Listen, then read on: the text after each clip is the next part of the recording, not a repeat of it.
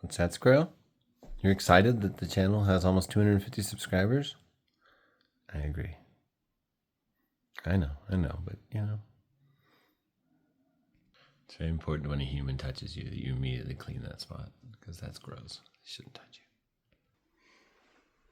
you. Prismo.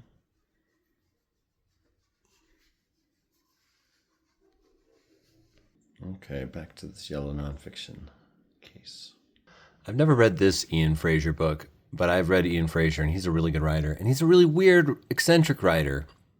And even though he has gigs like writing for the New York Times, no, that's not right, the New Yorker, I mean, he's just a really interesting person. I read this New Yorker essay that he wrote about inventing a grabber to be able to get trash out of trees, and how it like got away from him and made him really popular and got him like a deputy parks job, and and it was just this amazing thing. And then he took it to such interesting, weird places. For instance, he collected all these bits of cassette tape and that had been stuck in the trees, and he spliced them all together to create this like audio collage pastiche out of the things that he found. That's brilliant. I love weirdos. That's awesome. Extraordinary. One thinks of such American originals as John McPhee, Wallace Stegner, Edward Hoagland, Peter Matheson, and Evan S. Connell. The Washington Post Book World. Huh. This one looks like it's about the Great Plains, I'm guessing. Great topic. And he wrote a book called Family that I have somewhere here. I don't think I would have gotten rid of that one. That is about him researching his family like crazy and finding out everything about his ancestry, etc. I've meant to read it, and I've read parts of it. That's wild. From the site of Sitting Bull's cabin to an abandoned house once terrorized by Bonnie and Clyde to the scene of the murders chronicled in Truman Capote's In Cold Blood. Never been to Holcomb, Kansas, where that takes place, but I've been to a town in Alberta where a TV movie of In Cold Blood was filmed, and I kind of got the vibe. Fraser's expedition reveals the heart of the American West. Edward Hoagland liked it. Garrison Keillor liked it. It's a beautiful book about birds. I've acquired a lot of books about birds because when my daughter Willow was really little, one time she said to me, "I don't know if you know this about me, Daddo, but I really am interested in birds." And we would walk around the parks with guidebooks and stuff and look for different birds. It was so fun. It's a beautiful cover. Nice. I love old guidebooks. 1966. This was the beginning of my love of guidebooks. When I was in 3rd grade, I read this cover to cover. Weird little kid. Didn't understand what books you read and what books you just looked at. I didn't care. I thought it was interesting. It was full of bird pictures and animals. This is nice to have. Maybe I'll get into birding someday. Seems like the sort of thing I'd do if I had a little money. I don't know. I don't care that much, but that'd be cool. I'd just like to know everything about everything. I'd like to take like wilderness survival classes and tracking classes and plant and animal identification classes. Take a class from a curandera. Go out, learn all the wildfires. I don't know. We should all want to know all the things, I think. I like to be oblivious to my surroundings. Yeah, that's an option too, I guess. This book is so cool. Oh, I learned so much from this. I've long been interested in the Shakers since my sister Leanne and her husband Phil used to live by a Shaker village in Kentucky. When I visited them once, we toured it, and it was really neat. And they had an object in a case full of things that said, "Can you identify these?" And I recognized it as a plum weight, and I was able to contribute to the Shaker Museum. That was cool. The Shakers were interesting, a religious sect that had a lot of good, peaceful ideas. But they didn't really take off until their second leader, this woman who became known as Anne the Word, the story of Anne Lee, female messiah, mother of the Shakers. She didn't found the group, but she like McDonald's was founded by the McDonald's brothers, but Ray Kroc made it what it is, Similar. She's probably always getting compared to Ray Kroc. That's a joke. But I really enjoyed this book. It was very interesting to me, and there's a ton of parallels to other new American religions, like Mormonism from that time. I really enjoyed this book. I feel like I've given this book away to people. I don't understand how it's still in my collection. I have memories of giving it to people. Weird. But the Shakers had the kind of dumb idea that you should never reproduce. So that's going to affect your membership numbers at some point if if everyone dies off. Look at this beautiful edition of Emerson's essays. What?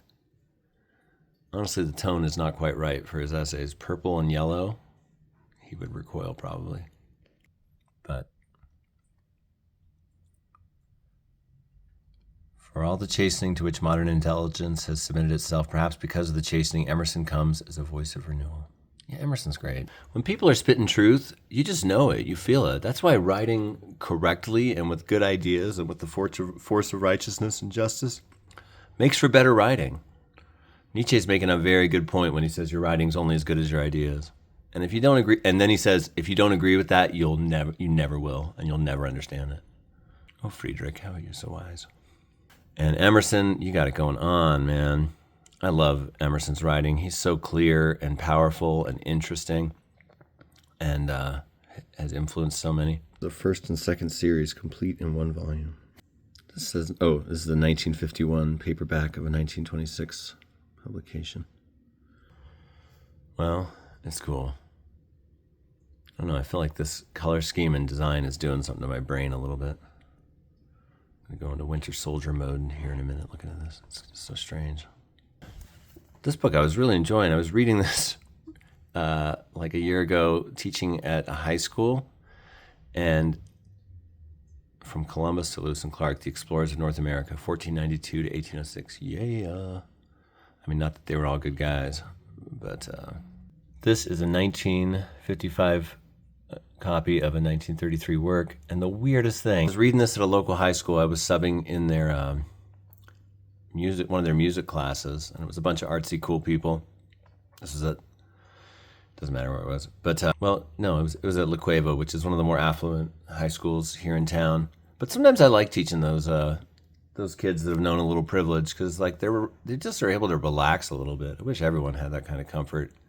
You know, sometimes teaching at poor schools, it's just like teaching trauma response kids. You know, like they're all just stuck in this like really intense place, and so schools and parks are funded by the property taxes of the areas they're in. So poor areas get poor education and crappy parks with one trash can that's never emptied, and rich areas get everything they want. It ain't right. But anyway, build up. Long story long, as I've heard. This kid was all, oh, my dad's reading that book right now. I'm like, this book? He's all, yeah, it looks exactly like that. Yeah, that's what it's called. He's been talking about it. I'm like, this is a 1955 book there's no way this is still, what are the odds of that? What? It still kind of blows my mind. I'm like, he's got to be wrong. He's thinking of something totally different. Or, I don't know. Over in the Matrix. Pretty. That's pretty too. Let's open this book at random and learn our fortune. The journey was exactly organized in terms of the forests and barrens, the long winter and the short summer, and the migratory habits of the caribou. Well, that's something to think about. Actually, there's probably something to that. We should not try to force the world to our lives, but try to observe the way that things work and try to adapt our lives to it. For instance, to the migratory habits of the caribou. As I mentioned on this channel before, I've hitchhiked around northern Canada a lot, and got to know a lot of people from the Gwich'in tribe up there, and some of them do migrate with the caribou. Side note. But mostly that's a pre-industrial thing. From Columbus. It really is fascinating. I particularly love the book A Voyage Long and Strange by Tony Horowitz on this subject. But from what I read of this one before I DNF'd it, I will return to it, I swear. What is that word? Gouverneur? That's not real, is it? That's not a real word. This book is gaslighting me into thinking that's a real word. God and the Gods, myths of the Bible. Huh. Okay, this is why I picked this up. What a premise. Here Walter Betts takes the Judeo-Christian myths independently of their immediate religious connotations and gives us a fascinating study in the tradition of Robert Graves' Greek myths. Awesome. Yeah, I should read this. Maybe I should put this with the myths books. All my subscribers just immediately unsubscribe. No, it's because of the nature of this book. Denise Levertov. I just get everything I can of hers because she has one poem that I love so much. And I think I've read it on this channel once before. I may read it again if I can think of where it is. But she's a really cool poet, and she was an activist. Maybe still is, I don't know. I don't know much about her. Got a lot of books. What's the one that I have? Poems? A Door in the Hive. Okay, that's in here somewhere. This is essays. Awesome. Sometimes I think I just want to get a good camera and take pictures of buildings. I love photographing architecture so much. It's cool. Some notes on organic form. Oh my gosh, are you kidding me? Okay, I'm leaving this one out to read. Nice. This is the kind of nerdy writer stuff I love to talk about. Oh, here's a beautiful book I bought for 2 reasons. Cities in the Wilderness, Urban Life in America, 1625 to 1742. Yeah, oh, I love that period and studying about it. It's so good. And this book is beautiful. Oh, wow. A large-scale study of the founding and early growth of the 5 major cities of colonial America, Boston, New York, Philadelphia, Newport, and Charleston. It's a major work, a winner of the Justin Windsor Prize of the American Historical Association. It shows the importance of urban society during the early colonial period as contrasted with rural and frontier societies. Neat. Oh, and it takes it up to 1742 where Cities in Revolt begins. What? I guess I gotta get that. Neato. The determination of the Puritans to work out their peculiar faith in their own way, and the belief that God do nowhere in his word tolerate Christian states to give toleration, led them to take the short way with dissenters. To ensure peace, avoid disharmony, and exterminate heresy, they expelled Roger Williams. And the antinomians treated Anabaptists with great severity and persecuted members of the Society of Friends. That's the Quakers. Are y'all ever looking at like an image on a book cover and then you fall inside and you live for many years in a mystical place? And then you come back and it's like a minute later and only minutes elapsed. I know a lot of you experienced readers have experienced this. But I was a king in Narnia. The French Revolution. Whoa. Oh, I guess I like the French Revolution. I have a few books on it. 1789 to 1799. Nice. I love a slim work. Slim work is very Mike Smith core.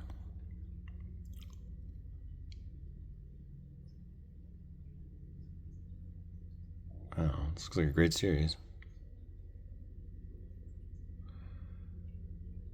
Cool. Great cover, wow. I have so many cool books. Oh my gosh, my own collection just like excites me sometimes. I'm like, I have a book called Nations and Nationalism since 1780. I'd be so smart if I read this. I'd know things. I should. What a cover. Counterpoint. America, America, USA, USA. This is one of my favorite poetry collections. I love it. Wisława Szymborska. Practiced her name for a long time. My old housemate in Boston, Rob Johansson, introduced me to this book. And, no, is that right? No, that's totally wrong. I was given this book by a young woman named Kathy in Maine, who was like this brilliant writer that we stayed with. I do think Rob was reading this at some point. For some reason, I'm thinking of him. I mean, I know he gave me a book that I traded for this book when I met Kathy, but I still think I like saw him reading this or something because he told me how to pronounce her name. And the house I lived in Boston was full of poets and eccentrics, and it was great. Check. In 2001, when we walked across the country and we were in Maine, we stayed with this family in Maine, and it was just like a movie this whole stay. It was incredible. The parents' situation was a little depressing, but this daughter was so talented, and we all hit it off with her talking about books, etc. She read us her poetry that had been published in journals and so on. But she traded me this for going after Cacciato. And but this town is not town. Sheesh, what is with me in mixing words up? What does it say that I mix poems up with towns? I think everything's a poem, man. That is true. But check out the interesting things this poem does. It's in a sort of double present tense where she's describing the memories in her head in the present tense as she's perceiving them, as she thinks about them. But she's also describing her time of writing in the present tense as she's writing it. And this gave me an idea for one of my favorite essays. I mean, it's a really sad essay, but I really liked the approach, and this suggested it for me. As soon as I read this, I was like, I need to apply that to my work. Travel Elegy. All is mine, but nothing owned for memory, and mine only while I look. No sooner remembered than uncertain are the goddesses of their heads. Of the town of Samakov, only rain and nothing but the rain. Paris, from Louvre to fingernails, covered with a film. Of Boulevard St. Martin, the steps remain and lead into extinction.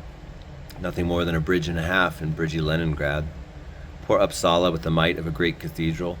The hapless dancer of Sofia, a body without a face, separate, his face without eyes, separate, his eyes without pupils, separate, the pupils of a cat. The Caucasian eagle soars over a reconstruction of a canyon, and the impure gold of a sun and fake stones. All is mine, but nothing owned for memory, and mine only while I look. Innumerable, infinite, yet individual to the very filament, the grain of sand, the drop of water, landscapes. I won't retain one blade of grass in sharp contour. Greeting and farewell in a single glance. For excess and for lack, a single movement of the neck. That poem's all kinds of brilliant. Let it into your bones. Here's another brilliant poet. Happens to be from New Mexico, and I've met her a couple of times. And she liked the essay that last poem inspired. We were once at Justin St. Germain's house for a group meal after a grad school event, and we were talking about that, and she had just heard me do a reading at Winnings Coffee. R.I.P. Winnings. We had a nice conversation. And now she sits on the board of this dance studio that my daughter's at. So cool. But she's like an acclaimed, awesome poet. And this book comes with a CD of her reading them. That's so cool. Need to get a CD player. The desert really does inspire beautiful poetry. And she writes from a Dene perspective, a Navajo perspective.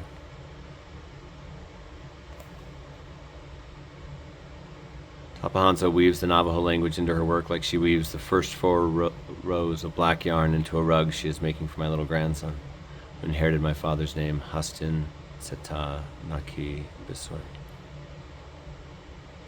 But I remember she asked me if all my writing was done in that same double present tense that essay was in that I read. And I was almost disappointed to say, no, it's the only one. Maybe I've dabbled with it here and there, but it's like I usually apply one idea to one thing. I admire writers like Italo Calvino who just mix it up constantly. And anyway, very good poet, voice worth paying attention to. Lucy Tapahansa. What a cover. Interesting. Striking. Just found this in a book. Old friends are worth keeping. Member, National Trust for Historic Preservation. Whoa. Goes in here. I want to put... I don't know whether I should put myth books with the case in the hallway, because those are mostly for younger readers. I should take that Navajo myth book out of there too, because it's kind of for older readers.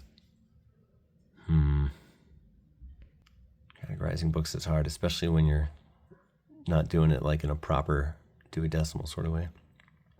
Y'all might want to say nerd alert, and I forget this, but when I was in middle school, I had one wall of books in my bedroom. My mom had built like a whole wall of shelves in my room, and it was mostly full of books and like a stereo and a couple things.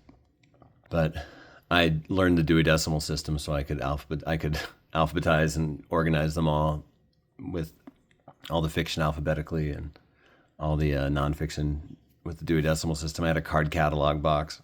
Give me a break. Should my parents have intervened? Maybe. Mike, we're concerned you're never going to stop getting beat up if you continue on this path. Yeah, you're going with the other myths. This concludes this little incomplete shelf. But it really is good to have room to grow in a book collection. I could put something there. I'm going to take those Emily Dickinson poems, put them up there. Better. All right. Well, I had my first video top 500 views. That's exciting. I got some great comments from people. I had a really nice day teaching at Jefferson today.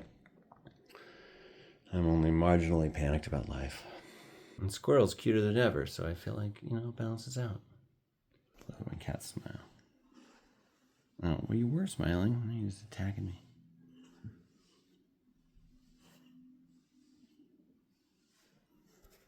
That's the secrets of life, kitty. Tell us. What are they? What do you know?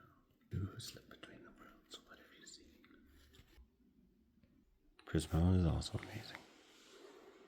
You being a little antisocial today, Prismo? Are you mad that I yelled because you've been peeing outside of the litter box right in front of it? Yeah, I did yell about that. You're right. It's because you're not supposed to do that. This is a great cat right here. My goodness.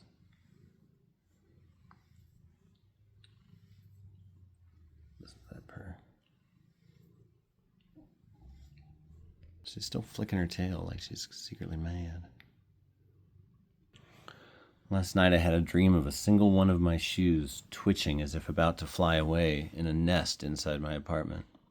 I woke up thinking of the god Hermes. What? I'm gonna get called to go to camp with Percy Jackson! It's a sign. No, not that, but it does feel like symbolic or meaningful or something. I'm like, what? This is Prismo's fourth baby, the one we don't talk about. Well, anyway, to all you new followers, welcome. To all you old followers, thank you for coming back. Thank you for not being too judgmental about film quality and things like that. I feel seen and accepted, and right back at y'all. I even see some names I recognize in the followers, though I have not advertised this on social media or anything like that at all yet. Okay, welcome everybody. Hello everybody. Hi. You're all cool, bookish people, and I like you. I hope your day is good. All right, thanks for everything, everyone. Take care. Special shout out to viewer Robert, aka Roberto, who is awesome and knows why. Super rad fella. And a scholar. Okay, y'all take care and have a great time. I don't know, what am I saying? I need to stop filming these videos when I'm kind of hungry. You know, it just makes for, anyway, you know, y'all are great. Thanks.